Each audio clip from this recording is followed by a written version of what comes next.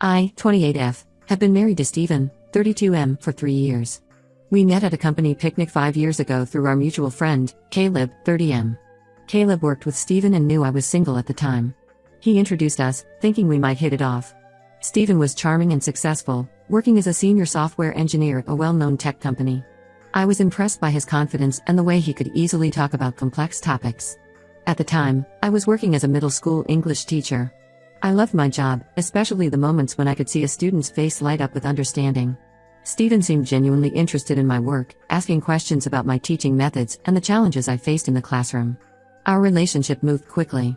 We had our first date a week after the picnic, and from then on, we were practically inseparable.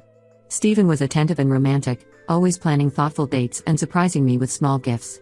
Within 6 months, we had moved in together, and a year later, he proposed during a weekend trip to the beach.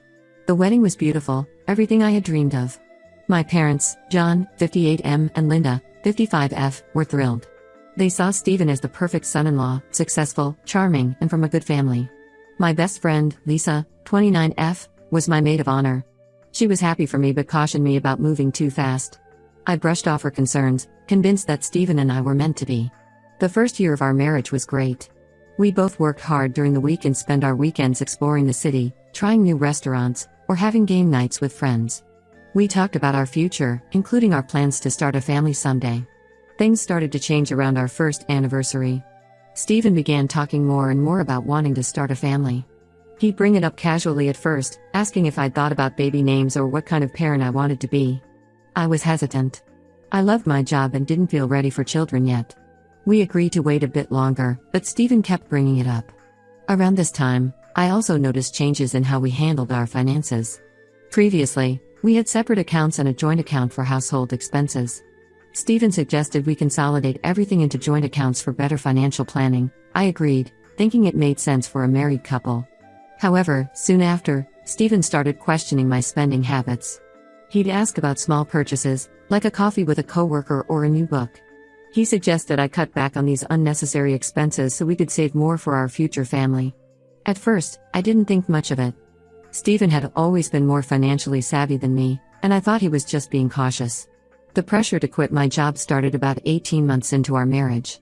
Stephen argued that with his salary, there was no need for me to work. He painted a picture of me as a stay-at-home mom, taking care of our future children and managing the household. When I expressed doubts, he'd say things like, "Don't you want to be there for every moment of our children's lives?" Or "My mom stayed home with me, and I turned out great, didn't I?" I tried to explain that I loved my job and wasn't ready to give it up. Teaching wasn't just a paycheck for me, it was a passion. I told him about the student who had been struggling all year but finally grasped the difficult concept, or the shy kid who found their voice through a class project. But Stephen seemed dismissive of these stories, saying that while teaching was noble, raising our own children should be my priority. After months of discussions and arguments, I reluctantly agreed to quit my job. Stephen promised we'd start trying for a baby soon, and I hoped this would improve our relationship. I gave notice at my school, and my colleagues threw me a goodbye party. I remember feeling a mix of sadness and anxiety as I packed up my classroom for the last time. Once I stopped working, Stephen's controlling behavior escalated. He gave me an allowance for personal expenses, insisting that this was the best way to manage our budget. He wanted receipts for everything I bought and would question any purchase he deemed unnecessary. When I brought up my discomfort with this arrangement, he accused me of being ungrateful and reminded me that he was supporting us financially. I started to feel isolated and lost. Most of my friends were still working, and I felt uncomfortable explaining my situation to them. I spent my days at home, trying to find purpose in household chores and meal planning. I missed the energy of the classroom and the sense of accomplishment I got from teaching. I tried to talk to Stephen about going back to work, but he always had reasons why it wasn't a good idea. "The job market is tough right now," he'd say, "or we're going to start trying for a baby soon anyway, so what's the point?" I felt trapped and increasingly dependent on Stephen. Things came to a head last week. I was cleaning our home office when I accidentally knocked over a stack of papers on Stephen's desk. As I was picking them up, I noticed a bank statement from an account I didn't recognize. Curiosity got the better of me, and I looked at it more closely. I was shocked to see a balance much higher than what Stephen had told me we had in savings. When Stephen got home, I confronted him about the statement. He initially got angry, accusing me of snooping through his things. But when I pressed him, he admitted that he had been hiding money in a separate account that I didn't know about.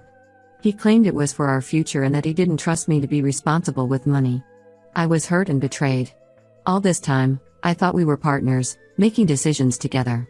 But Stephen had been lying to me and controlling our finances without my knowledge. I realized that I had no idea what our true financial situation was. Now, I don't know what to do. I feel trapped in this marriage with no job, no savings of my own, and a husband who doesn't trust me. I'm considering leaving, but the thought of starting over with nothing is terrifying. I don't even know if I could get my teaching job back after being out of the workforce for a while. I tried talking to my parents about the situation, but they think I'm overreacting. My mom said, all couples have disagreements about money. You should be grateful that Stephen is such a good provider. My dad added, he's just trying to secure your future. You should trust his judgment. On the other hand, when I told Lisa about what was happening, she was furious. She said Stephen's behavior was financial abuse and urged me to leave him immediately. You're smart and capable, Sarah, she told me. You don't need a man who treats you like a child.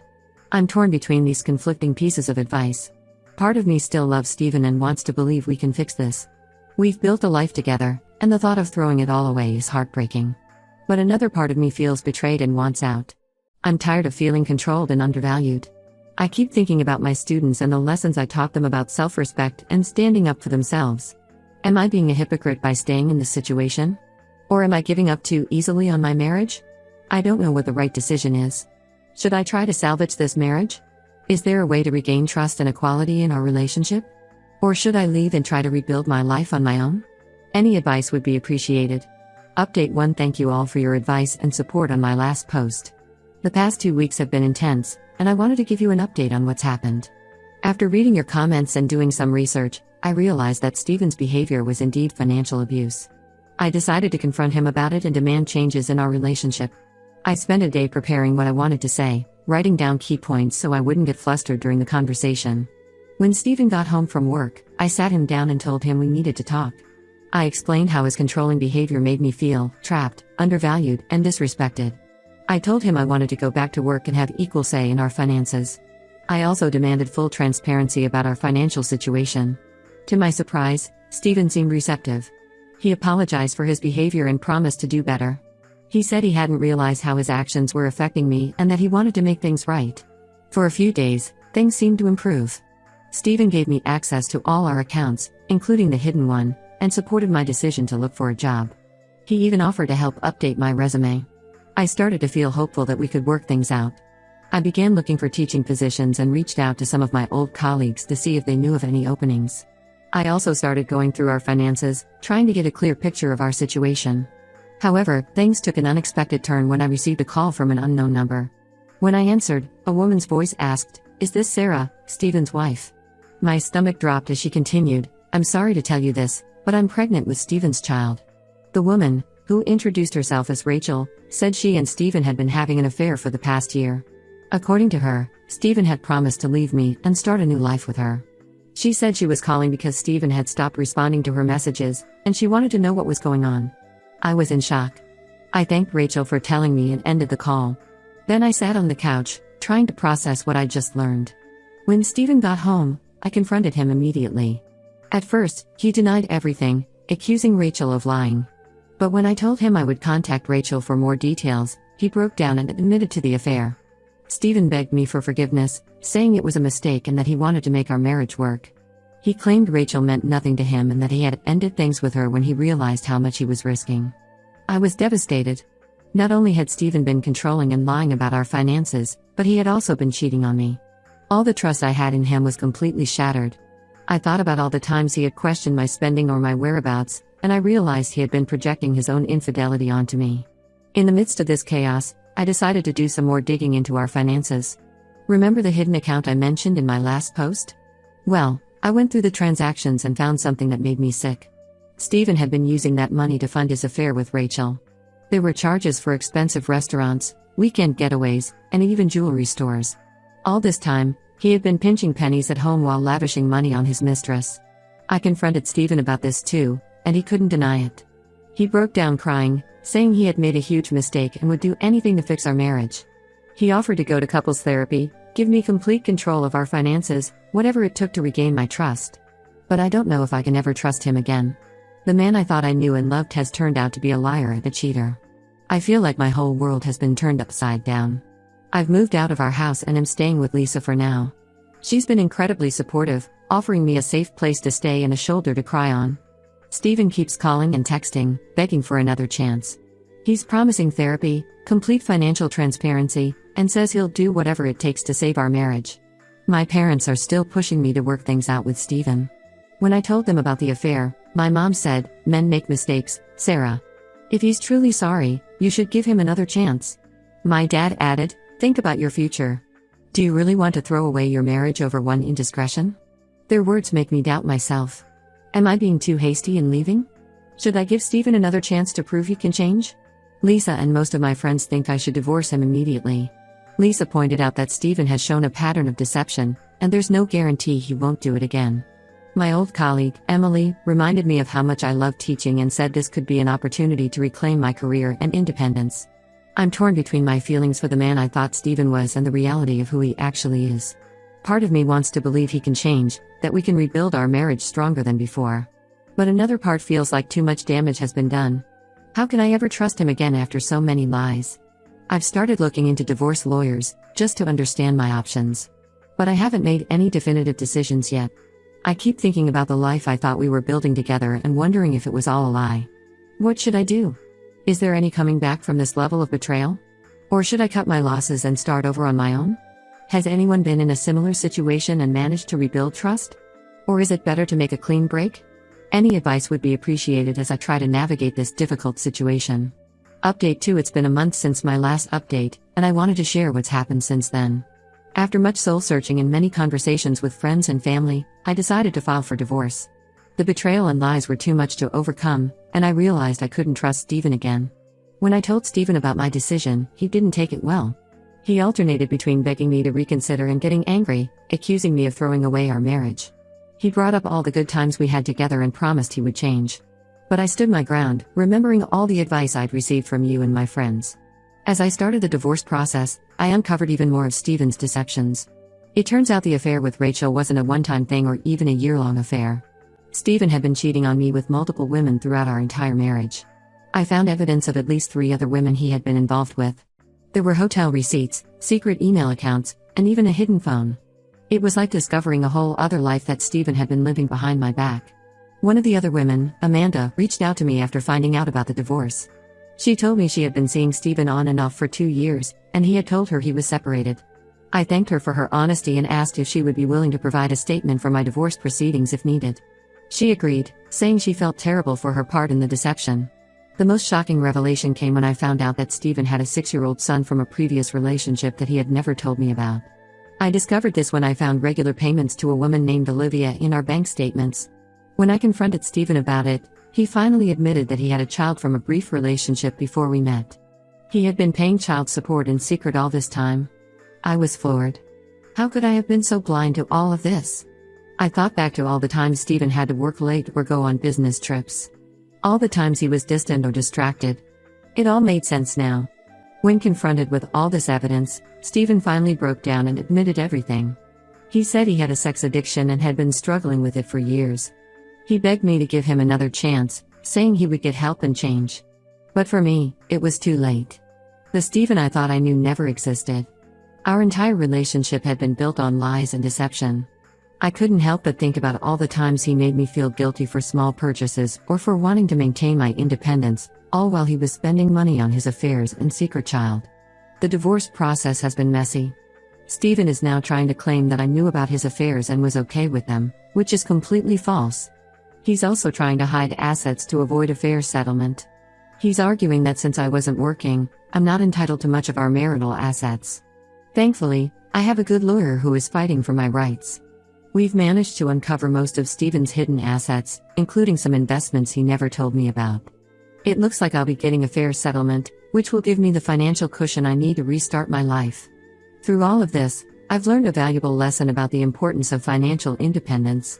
I've started a new job as a teacher again, thanks to a recommendation from my old principal. It feels great to be back in the classroom and earning my own money. My parents finally came around after I showed them evidence of Steven's multiple affairs and hidden child. They apologized for pushing me to stay with him and have been supportive of my decision to divorce. My mom even offered to let me move back home while I get back on my feet, but I decided to stay with Lisa for now. I'm still processing everything that's happened, but I know I made the right decision in leaving. It's been hard, but I'm looking forward to building a new life for myself, one based on honesty and trust. Update 3. It's been 6 months since my last update, and I wanted to share how things have progressed. The divorce is finally finalized. It was a long and difficult process, but it's over now. Despite Stephen's attempts to hide assets, my lawyer was able to secure a fair settlement for me. I received half of our marital assets, including a portion of the money from Stephen's hidden accounts and investments. I'm fully settled into my new life now. I'm still teaching and loving every minute of it.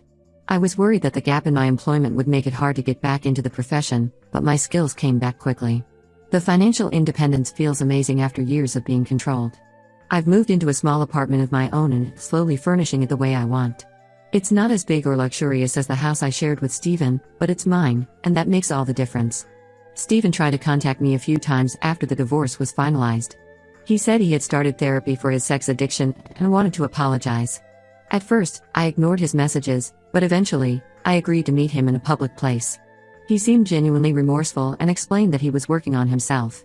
I appreciated the gesture, but I made it clear that while I accepted his apology, I didn't want to have any further contact with him beyond what was necessary for finalizing our divorce. I've since blocked his number and all his social media accounts. Rachel, the woman who was pregnant with Stephen's child, reached out to me recently. She had the baby, a little boy. She apologized for her part in the affair, saying Stephen had lied to her too, claiming we were separated. We had a long talk, and I actually feel a sense of camaraderie with her now. We were both deceived by the same man. She's struggling as a single mom, and while I have no obligation to her or the child, I found myself offering her advice and support occasionally. I also met with Olivia, the mother of Stephen's older child. She was shocked to learn that Stephen had kept their son a secret from me throughout our marriage. We talked for hours, and she filled in a lot of blanks about Stephen's past. It was painful to hear, but it helped me realize that Stephen's issues went far beyond what I had imagined. My parents have been incredibly supportive during this transition. They helped me move and get settled in my new place. My dad even repainted the entire apartment for me. They've apologized multiple times for initially pushing me to stay with Stephen, saying they now understand how toxic the situation was. I've started seeing a therapist to work through the trauma of Stephen's betrayal. It's been helpful in processing my emotions and rebuilding my self-esteem. I'm learning to trust my instincts again and to recognize red flags in relationships. Professionally, things are going well.